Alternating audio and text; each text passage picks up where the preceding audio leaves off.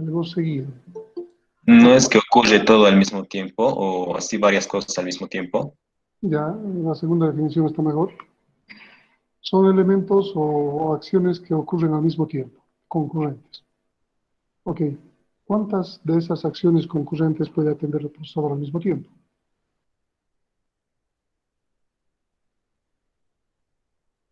¿Cuántos procesos ejecuta el procesador al mismo tiempo?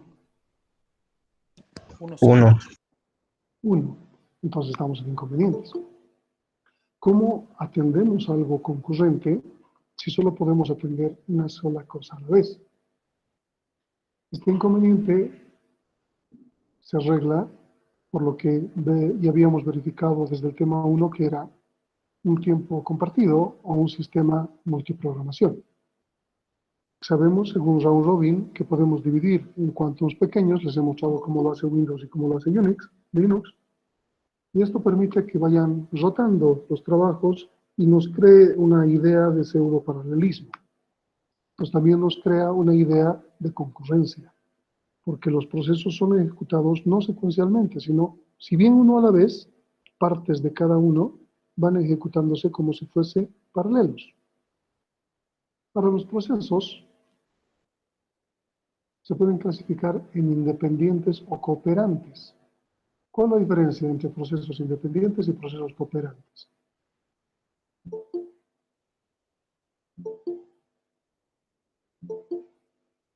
Vamos, está en el texto.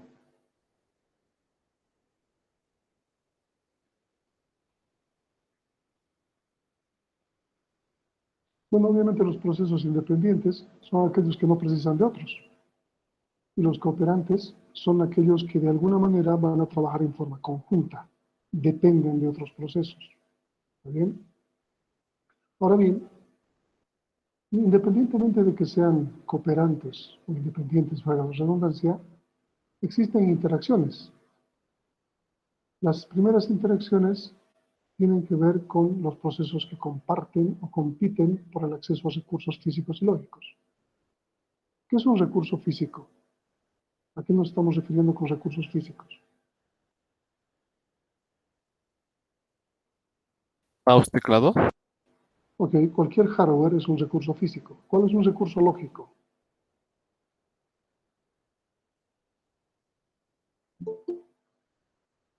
Memoria RAM.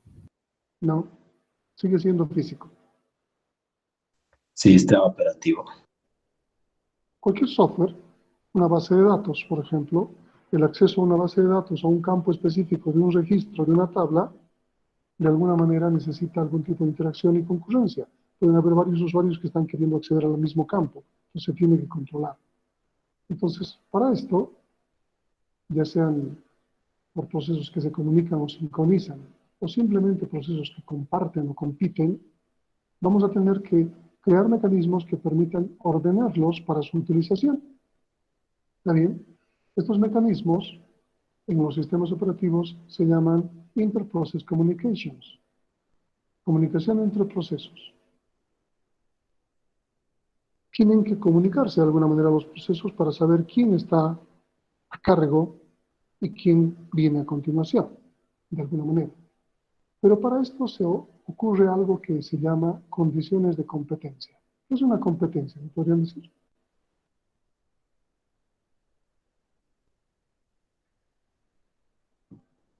¿Qué es competir?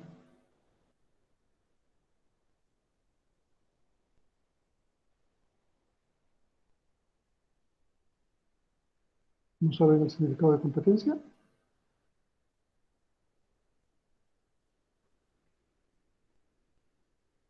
Si va a haber procesos concurrentes, implica que esos están peleando por ganar el uso del procesador. Están compitiendo. ¿Ok? Vamos a dar un ejemplo para entender esa concurrencia y esa competencia. Esta función es bastante simple. La función se llama primos y va a calcular los números primos. En realidad va a sumar cuántos números primos existen en un rango. ¿Está bien? Se va a pasar a la función primos, un rango inicial y un rango final, y en ese rango va a calcular o va a sumar la cantidad de números primos que existen. No es difícil, ¿verdad? Vamos a mandarlo 2 veces. Vamos a ejecutar una primera instancia con primos del 1 al 5000 y luego vamos a lanzar del 5001 al 10000. Aquí dice en paralelo. Implica que deberíamos tratar de ejecutar programación concurrente. Significa que ambos van a competir para poder acceder al procesador. Okay. Vamos a desglosar un poco que esta función que está en un lenguaje de alto nivel, en realidad se ejecuta en un lenguaje de bajo nivel, un lenguaje máquina. La operación importante aquí es numprimos es igual a numprimos más 1, es decir, el momento que se está actualizando la variable global, numprimos. ¿Eso está claro? ¿Eso está claro? Sí. Ok. Entonces, nos concentramos en una línea de nuestro código. Numprimos es igual a numprimos más 1. Esto, cuando vemos assembler, están de informática, han llevado assembler, los de sistemas y los de electrónica probablemente no. O los de electrónica también llevan. Los únicos que no deberían haber llevado en realidad son los de sistemas. ¿Qué significa el primer mnemónico que dice aquí load? ¿Qué significa add y qué significa store? Creo que literalmente traducido se puede entender. Para que esto ocurra, para que numprimos igual a numprimos más 1 se ejecute a nivel bajo, a nivel código máquina, va a ocurrir un load numprimos. Se está cargando la variable numprimos en algún registro o en algún acumulador. Luego vamos a procesar add1, que significa la operación de adición, y le estamos sumando 1 al valor que está en el registro. Luego almacenamos el valor que está en el registro. Lo estamos haciendo permanente. Estamos escribiendo lo que está en el registro en memoria. No permanente para la apagada de la computadora, pero sí permanente para el proceso. ¿Qué hemos hecho con estas 3 líneas de bajo nivel? Esta línea de alto nivel. ¿Se entiende eso?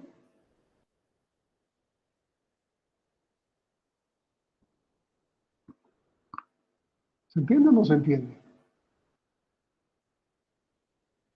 Sí. Eso es assembler, ¿ok? Pero no necesitan llevar assembler o haber llevado assembler para entenderlo. Es bastante simple. En lenguaje máquina, una línea de código de alto nivel se va a descomponer en varias atómicas que van a realizar tareas muy específicas.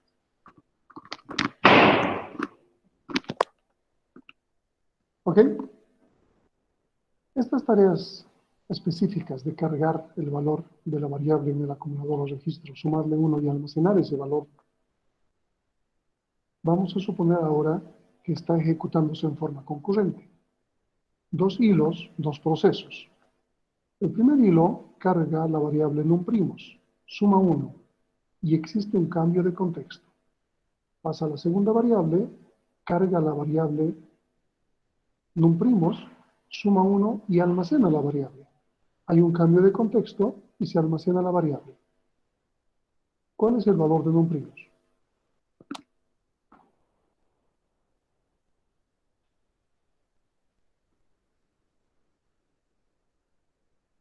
Vamos, no es pregunta de examen. ¿Cuál es el valor de numprimos?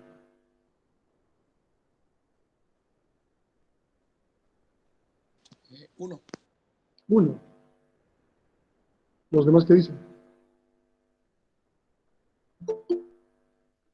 1. 2.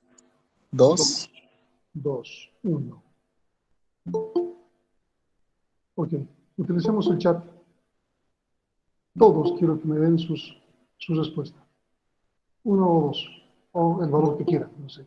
¿Cuál es el valor de numprimos?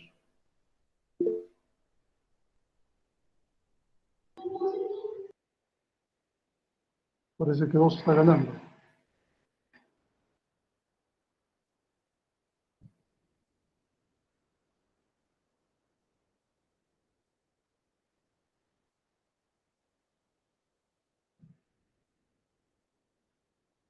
Bueno, por lo menos sé que están vivos. Es interesante, la mayoría de las respuestas me dicen 2.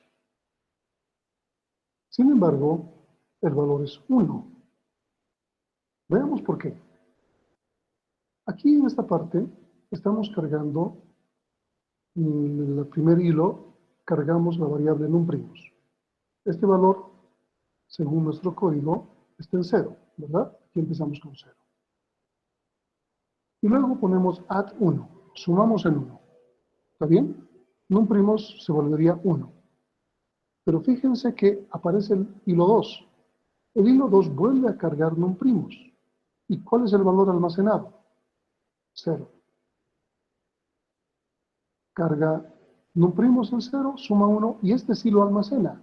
Entonces aparece 1. Otra vez cambio de contexto y este lo vuelve a almacenar. ¿Pero qué vuelve a almacenar? El valor que tiene actualmente numprimos, que es 1. Así que el resultado aquí es 1. Este es el gran problema de la concurrencia y no poder controlar cosas. Porque aquí el valor de la variable global está quedando mal, inconsistente. ¿Está claro? ¿Alguna duda? Y les explica eso. ¿Está bien? ¿Alguna duda? ¿Algo que no se entienda? ¿Se entiende? Ok. Vamos a utilizar entonces, ahora que ya todo el mundo ha entrado, bueno, sigue entrando gente, vamos a utilizar una máquina virtual, un programa que ustedes les va a encantar en este periodo porque es lo que donde tienen que manejar programación concurrente. Se llama BASI, Ben-Ari Concurrent Interpreter, un intérprete de concurrencia. El autor se llama Ben-Ari, apellida Ben-Ari. Es un simulador de concurrencia. Y aparece la J de Java porque esta interfaz está hecha en Java. Únicamente por eso, porque el programa real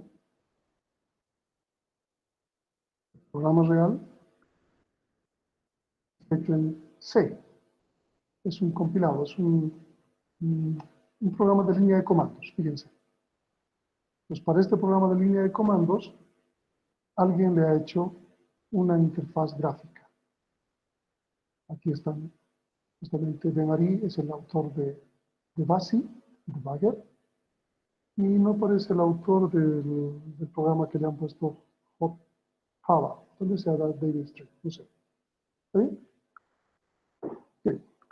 Independientemente de concentrarnos en el programa, vamos a tener tiempo para hacerlo, vamos a concentrarnos en el código que aparece aquí. ¿Alguien me puede decir qué es lo que hace este código?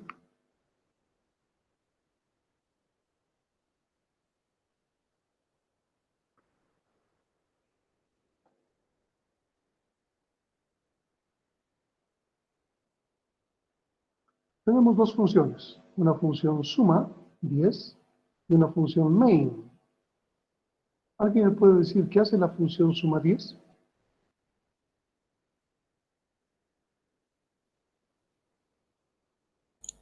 ¿Está sumando los números del 1 al 10? Ok. ¿Qué saldría en total?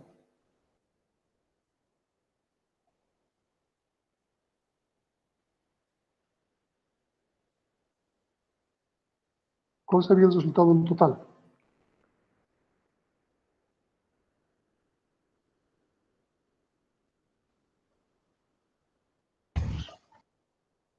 Yes. Ok. WhichProc es una función específica de este simulador que es parecida a la llamada al sistema getProcessID. ¿Se acuerdan de eso? Han hecho una práctica anterior en Linux donde han utilizado el getProcessID, llamada al sistema. ¿Qué permitía hacer esa llamada al sistema?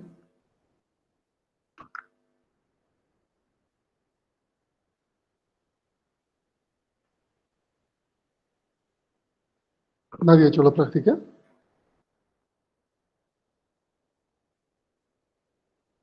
Obtener el... Encontrar el PID del proceso. Ok. Identificar el número de proceso, nada más. Entonces aquí WhichProc nos está haciendo algo parecido. Esto no es parte del lenguaje C, porque aquí estamos utilizando el lenguaje C, Pero esta es una función específica de este simulador que nos permite, a través de Cout, estamos utilizando ANSI C. ANSI C no tiene librerías adicionales para poder funcionar. Es un lenguaje C básico y la forma de integrar o de sacar cosas a la pantalla es console out. De ahí viene Cout. Si queremos introducir cosas se pone cin, console in, y va a aparecer directamente en la línea de consola, línea de comandos. ¿Vale? Entonces aquí vamos a desplegar qué proceso se está ejecutando. Si es un solo proceso, va a salir 1, 1, 1, 1, y nada más. En el main, el void es parte de qué tipo de respuesta tiene la función. Ahí se puede ser int, se puede poner char, o sea, depende de lo que estemos haciendo. En este caso ponemos void porque no tenemos ningún tipo de resultado de la función. No nos interesa el resultado de la función, sino la función misma. Concurrent begin implica que todo lo que esté encerrado entre llaves se va a ejecutar en forma concurrente, es decir, al mismo tiempo. Estamos llamando 2 veces a la función suma 10. ¿Qué tendríamos como resultado aquí?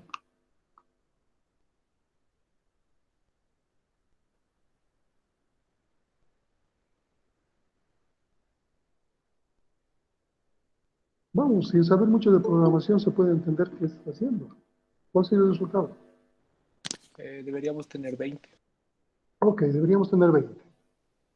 Veamos si esto funciona. Voy a compilarlo, voy a ejecutarlo y voy a hacer correr. Aquí está el which-proc. Me dice que el primero se ha ejecutado el 2, luego ha habido cambio de contexto el 1, por competencia ha vuelto a entrar el 1, luego el 2, luego el 1, luego el 1, etc. Aquí me está dando qué proceso se ha ejecutado en esta competencia. Si vuelvo a hacer correr, este comportamiento va a ser diferente. Pero me da suma 17. No, tal vez ha habido un error. Acuérdense un poco de la secuencia.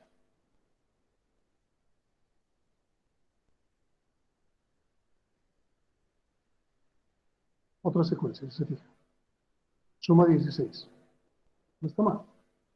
Me está haciendo quedar mal, ¿verdad? Se supone que debería salir 20. ¿Por qué no sale 20? ¿Qué está pasando?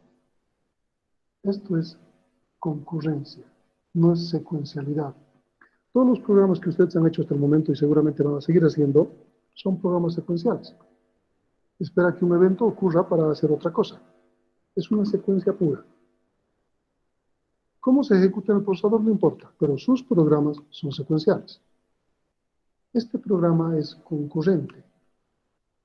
El hecho de que introduzcamos el elemento cobegin, concurrent begin, está diciendo que estas 2 o 3 o las que mandemos se van a ejecutar concurrentemente. Si solo mandamos una, aun cuando sea concurrente, ¿cuál debería ser el resultado?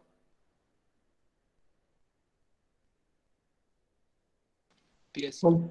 10. Y aquí no se va a equivocar. ¿Por qué no se va a equivocar?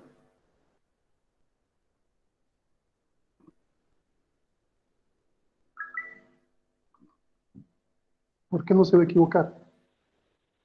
Porque solo hay un proceso en el cual se va a ocupar.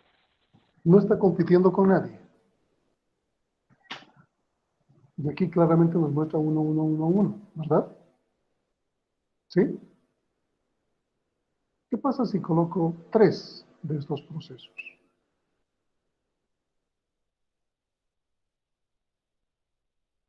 ¿Sí? 3. ¿Cuál sería ese resultado? Debería ser 30.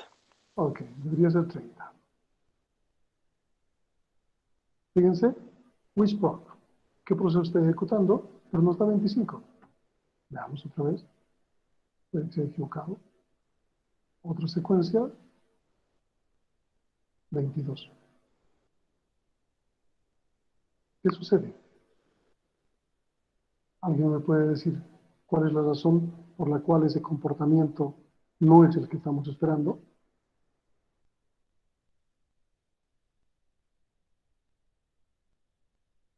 Vamos, es un código simple, es algo muy parecido al de números primos.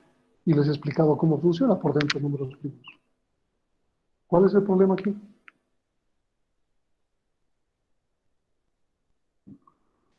Que a veces los procesos no llegan a guardar el valor en total. ¿Cuál es la variable importante o la línea importante aquí en este código?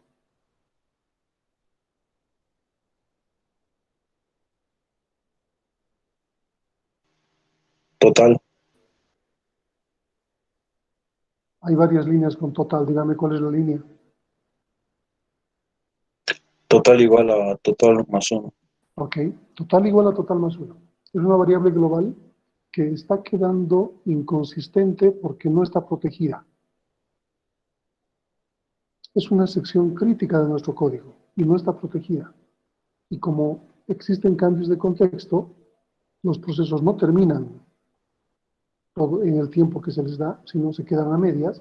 Cuando continúan, tienen un valor inconsistente de total. Es por eso que cualquier resultado se va a alejar del que esperamos. Puede coincidir en algún momento, pero va a ser una simple coincidencia.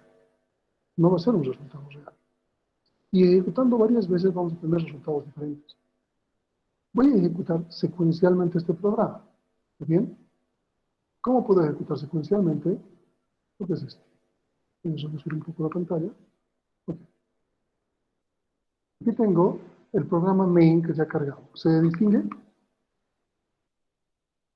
¿Distingue? Sí.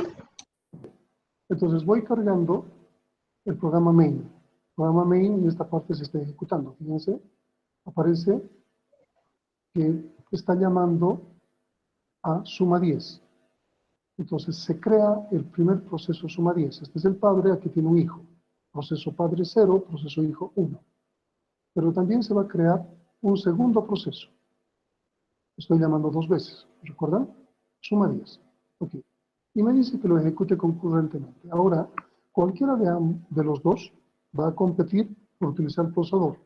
En este caso ha ganado el proceso 2. No, proceso 1, perdón. Y aquí se está ejecutando el proceso 1. Y dice proceso 1 suma 10. Vamos a eliminar, por aquel lado está el proceso. Ahora sí, ya mejor. ¿Está bien? Aquí está el proceso 2, aquí el proceso 1, aquí el proceso 0. Voy a ejecutarlo y se está ejecutando. Mi variable está en 1, mi variable interna, el i.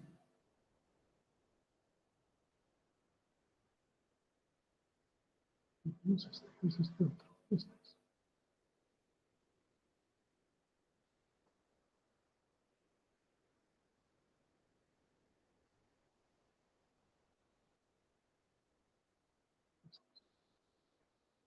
Ejecutamos los dos procesos, ahora sí los tenemos, y va a pasar el control al proceso 2. Entonces aquí, fíjense que abajo en la consola, el 2 es quien está funcionando. Entonces en el 2, aquí va a aparecer la variable que se está manejando. Aquí aparece la variable global, total. Y aquí la variable interna, i. ¿Bien? Ejecutamos, fíjense que i está en 2 ahora. Y es la segunda vez que ha entrado el 2.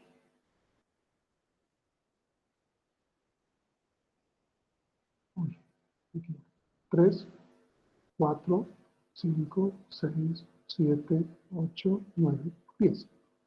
Mi variable global local está en 10. Mi total está en 9. Falta una vuelta más. Y fíjense que se ha ejecutado solamente el 2. Estoy haciendo la simulación secuencial. Ahora está en 11. Es hasta menor o igual. Entonces ya no va a ejecutarse más. Y mi total está en 10. ¿Sí? ¿Hasta ahí vamos bien? Sigamos. Fíjense que como ya el for del proceso 12 no se puede ejecutar porque i está en 11, hace un cambio de contexto y se empieza a ejecutar proceso 1. Claramente aquí podemos ver que empieza el 1.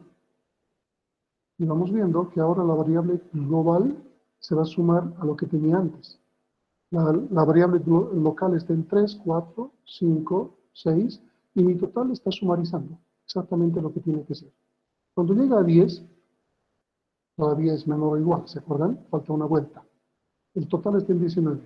Una vuelta más, ahora el total está en 20 y mi programa o mi proceso 1 termina y va a volver el control al proceso principal. El proceso principal me está imprimiendo el resultado. Esto es una ejecución secuencial, tal como hacemos todos nuestros programas. Y ese es el resultado esperado. Es el mismo programa, no he modificado nada. Simplemente lo he ejecutado en forma secuencial. Pero si lo ejecuto en forma concurrente,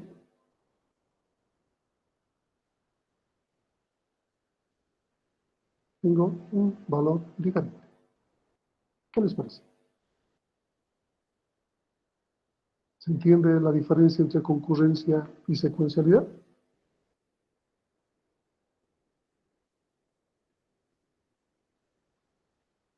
Sí, ¿Alguien tiene alguna duda?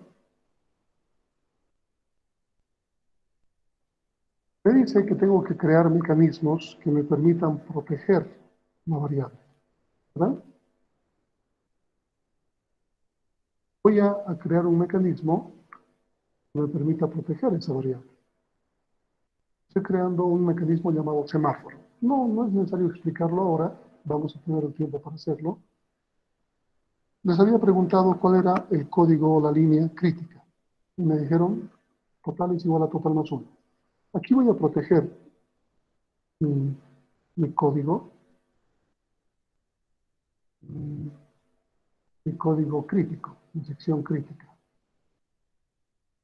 Un mecanismo de ingreso a la sección crítica y salida de la sección crítica. ¿Está bien?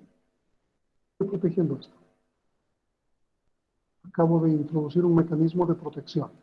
Y voy a seguir corriendo los dos. Compilo y ejecuto.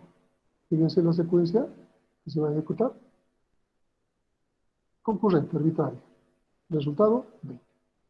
Por si acaso, tal vez es una simple coincidencia, vuelvo a correr. 20. Y vuelvo a correr. Una secuencia totalmente diferente, 20. Dentro del programa concurrente he colocado mecanismos de control que me permiten controlar mi sección crítica. Entonces mi código se va a dividir en una sección no crítica y una sección crítica. La sección crítica tengo que protegerla. ¿Está claro? Tal vez sea cuestión de algo en el software. Voy a hacer correr con 3. Recuerdan que el resultado debería ser, ¿cuánto? ¿No? Se están ejecutando concurrentemente en cualquier orden y el resultado es 30. ¿Qué significa? Funciona. No importa cuántos procesos lance, me va a dar el resultado correcto, porque ahora sí estoy utilizando un sistema de protección para mis variables críticas en la sección crítica. ¿Está bien? ¿Está bien? Ok. Voy a mostrarles un simulador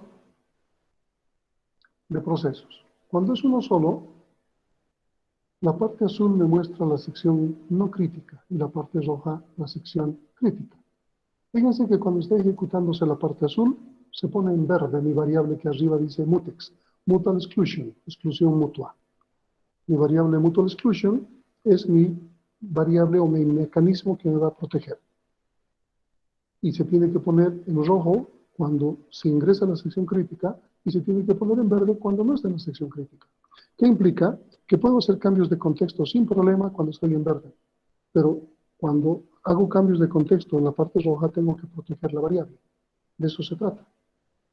Voy a hacer correr un segundo proceso. Y ahora vamos a ver un comportamiento interesante. Jamás ambos van a entrar al mismo tiempo a la sección crítica. Si aparece uno coincidentemente con el otro, va a esperar. No se nota mucho, veamos un tercer proceso. Y tal vez ahí notemos.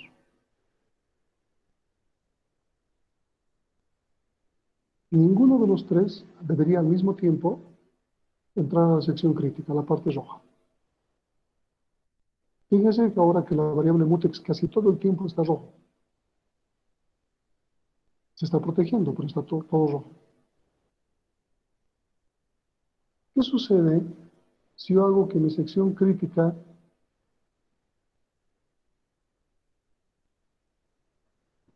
es mi caso, incremento mi sección crítica del proceso 1?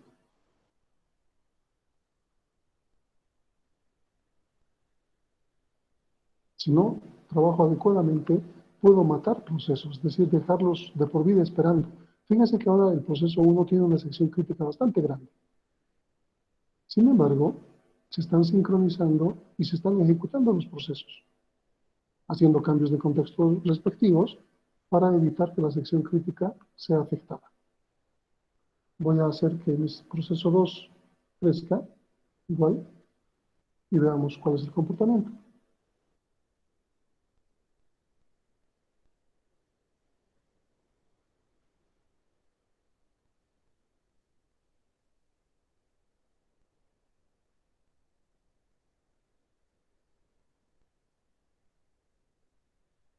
¿Qué les parece?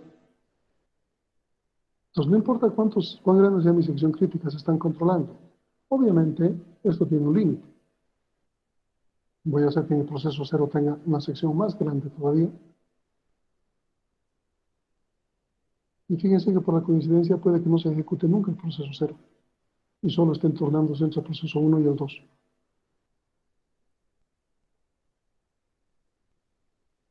Eso no debería ocurrir. O sea, no significa que el programa esté mal, sino que nosotros tenemos que, cuando programemos, evitar que esto ocurra. Un proceso tiene que tener la garantía de que tiene que ejecutarse.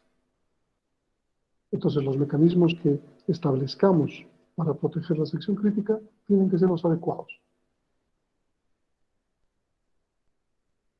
¿No? Fíjense que acabamos de matarlo al proceso 0. Matarlo en el sentido de que va a haber inanición. Se va a quedar sin poder entrar al procesador. Si reducimos solamente un poco su tiempo de ejecución, tal vez alcance a entrar.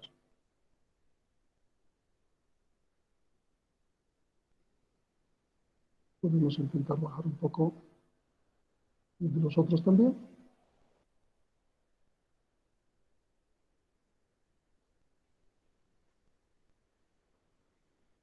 Ahora se ha visto afectado el proceso 2.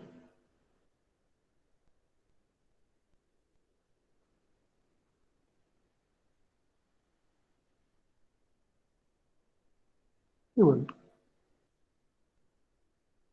aquí podemos ver entonces la interacción entre los procesos por los tamaños de sección crítica. Pero eso es concurrencia y eso es tratar de llevar un control adecuado de las secciones críticas y no críticas de los códigos. De tal manera que se asegure siempre que ellos estén protegidos y que los procesos puedan ejecutarse. Como en este caso, los 3 procesos están ejecutando, pero controlando adecuadamente el acceso a la sección crítica. Por lo tanto, la variable global, total es igual a total más 1, el número de primos es igual a números primos más 1, o cualquier cosa, está protegida. ¿Alguna duda?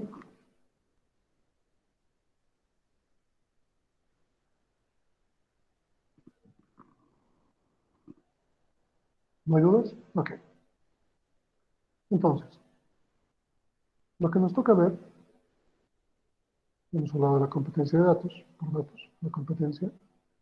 Acabo de describirles el problema de la sección crítica. La forma de proteger la sección crítica es que el código de la sección crítica se tiene que proteger con una entrada a la sección crítica y una salida de la sección crítica. En el ejemplo, he puesto en el código una entrada a la sección crítica y una salida a la sección crítica. Y eso me ha permitido protegerlo. ¿Sí? Entonces, de esa forma, estoy evitando que se pueda tener un valor inconsistente de esa sección crítica o el valor de las variables de la sección crítica. Para resolver el problema se tienen que cumplir 3 requisitos. El primero es la exclusión mutua. Si recuerdan, mi variable del simulador de secciones críticas decía mutex, mutual exclusion, justamente, exclusión mutua. ¿Cuál es la idea? Si un proceso está ejecutando código de sección crítica, ningún otro proceso lo podrá hacer. Si alguien está en rojo, los demás tienen que estar en la parte azul y no pueden estar en la parte roja. Si necesitan estar en la parte roja, tienen que esperar. Y eso han visto en la animación, como tal. La ausencia de postergación innecesaria y la entrada garantizada vienen de la mano. Primero, se tiene que garantizar que todos los procesos ingresen, siempre. No importa que tarde, pero tienen que entrar. Entonces, no se puede postergar indefinidamente a un proceso. No se lo puede matar. No puede existir inanición. ¿Está claro? Tenemos varios intentos de cómo la bibliografía, los autores han intentado remediar esto. No se da una solución, les he mostrado en código. Pero existen muchas soluciones. La primera es inhabilitar interrupciones. ¿Qué implica? Las interrupciones permiten que el procesador evite colgarse, si ustedes recuerdan, por un lado. Si inhabilitamos interrupciones, significaría que nadie podría interrumpir al procesador y el procesador podría quedar colgado. Es muy riesgoso, no es buena medida. Variables de bloqueo. Por ejemplo, podemos utilizar turno. Mientras el turno sea diferente a 0, mientras el turno sea diferente a 1. Entonces, entre dos procesos podemos manejar un turno. Pero pónganse a pensar que estamos manejando variables lenguaje de alto nivel. Y cuando entramos a la región crítica, este turno podría no estar adecuadamente actualizado. Se puede haber hecho un load, se puede haber verificado con algo, pero no se puede haber hecho un store. Entonces puede quedar inconsistente. Además, si manejamos un turno, entre dos procesos se puede manejar un 0 y un 1. ¿Qué pasa con 3? ¿Qué pasa con 4? ¿Qué pasa con n? Entonces, no es una solución muy adecuada para muchos procesos. Alternancia estricta significa que cada uno de ellos va a tomar, ahora sí ya no son dos, pueden ser varios procesos, va a tomar una alternancia estricta. Te toca a ti, luego a ti, luego a ti, luego a ti, hacer una cola de trabajos. El gran problema aquí es qué pasa si tenemos demasiados trabajos. Van a tener que esperar demasiado por sus tiempos, por sus turnos. Una combinación de ambas se llama una solución de Peterson, que es interesante. Hay varias soluciones, como les decía, y este sí funciona, pero no es uno de los que se ha implementado. El que les he mostrado se llama semáforos y le corresponde a Dijkstra. Y es una solución bastante implementada. Aunque existen otras soluciones que en Java se pueden implementar, como son los monitores, por ejemplo. ¿Qué soluciones toman los sistemas operativos? Paso de mensajes. Entonces existen muchas alternativas que permiten solucionar el problema. Vamos a usar 3 de esas en nuestra materia. Una de ellas es trabajar con hardware, no la que vamos a usar, pero sí otra solución se hago con hardware. Se podría crear un macro en Assembler de tal forma que esta macro maneje los 3 valores anteriores, ¿se acuerdan? Load, add, store, de forma atómica, que no permita que se dividan. Entonces esto le estaría protegiendo para que el load y store y el add no queden inconsistentes, no queden al medio, sino que se permita hacer las 3 cosas al mismo tiempo. Entonces podríamos, que estamos hablando un poco más de Assembler, podríamos tratar de trabajar con eso, pero siempre para trabajar tenemos que deshabilitar interrupciones, y ese es un gran riesgo. Por lo cual, no es una solución que se tome normalmente en cuenta. ¿Está bien? En la siguiente clase vamos a hablar de la solución que les he implementado y vamos a empezar a trabajar en ella y entender cómo funciona. Vuelvo a repetir. Bueno, primero, ¿tienen alguna duda? ¿Tienen alguna duda?